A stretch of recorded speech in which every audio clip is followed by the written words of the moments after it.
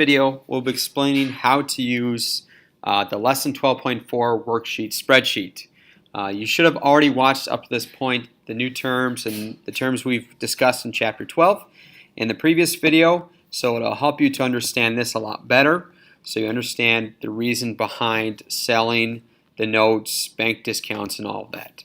So we find in example 1, we have a company called Destination Mad, and they're a band that's looking to get some records, albums, and so they want 1,500 CDs to promote, and so a company called Blue Records Studio takes them on and decides that they'll do this for them. Destination Mad is given a promissory note from Blue Records, and they give them a time and a date to get this off. During this time, Blue Records sells off the promissory note to a bank, and now we need to find what was the information, what's the proceeds, effective interest rate that we find in this one. So let's start with the beginning terms. So the initial principal on this promissory note is $4,800. Destination Mad was given a 12% rate, and they were given 200 days, which I'm going to go out of 360 to pay this back. We don't need to know interest rate now. And the maturity value is we're going to take principal times parentheses 1 plus R, which is the rate, times time, parentheses, enter. Would end up being $5,120. The start date of this promissory note was 3/24. The days to be added was 200. So the end date, we would take start date plus days to add, and so the promissory note would end on October 10th. Now, this Blue Records sold off the promissory note on March or August 15th. So how many days were left in this promissory note? Well, we would take the end date minus the discount date, and we'd find that there's 56 days left on the promissory note.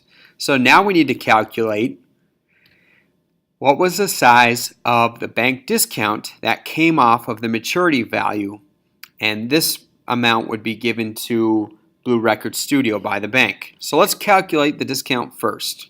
So we know the maturity value, which is right here. We know the discount rate listed in the example is 12.5%.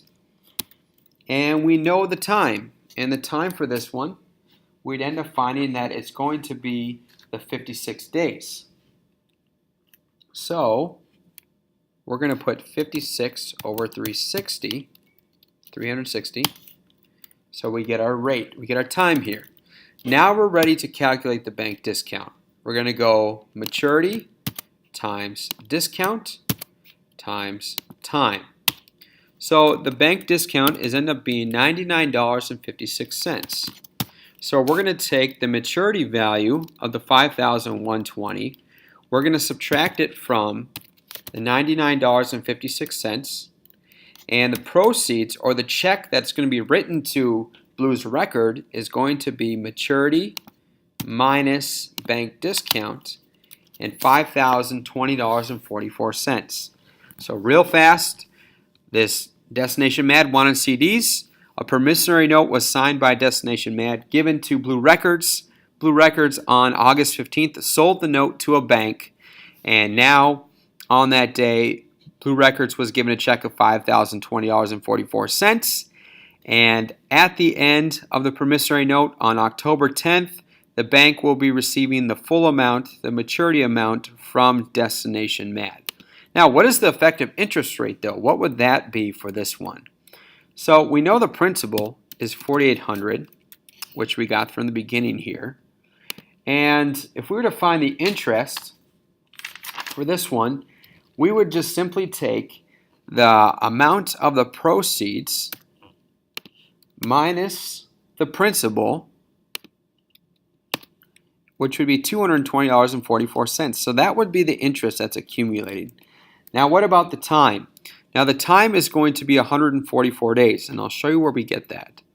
We're getting that from the discount date minus the start date to get 144 days. So I'll say it again. The amount of days that was originally a promissory note between Destination Mad and Blue Records went 144 days. So that's where that number is coming from. So what we need to do now is take that 144 days, divide it by 360, and now we have our time. So now we're ready to calculate what is the effective interest rate. So we're going to go interest divided by parentheses principal times time, enter. Oh, let's check to see what took place here. So we're going to go equals interest divided by parentheses principal times time, and it would be an effective interest rate of 11.48%. And this is based on the proceeds, not the initial simple interest, but this is the proceeds. Okay, let's move on to the next example here. For this next example, we're talking about a company, Lincoln Mercury, received a 150-day simple interest, and they sold off the note to a bank. So let's dive into what we have here. We know that this promissory note was originally for $3,500. We know that the rate that was originally given was 8% simple interest.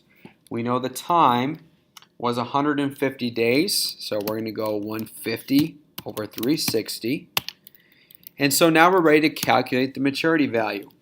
So let's take principal times 1 plus rate times time, enter.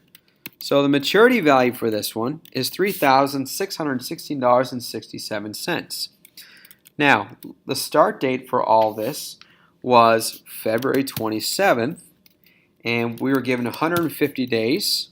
So the end date is going to be start date plus 150, enter. Now the discount date for this, when they sold it off, was on 7/27.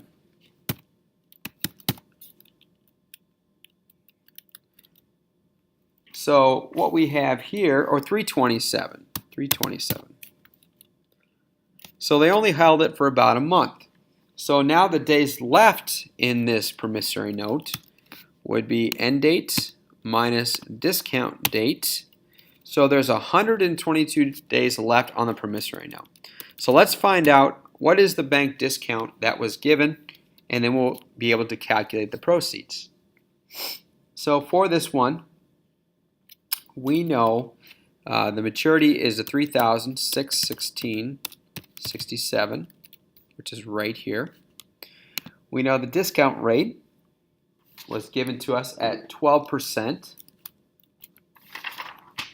And then we also know the time.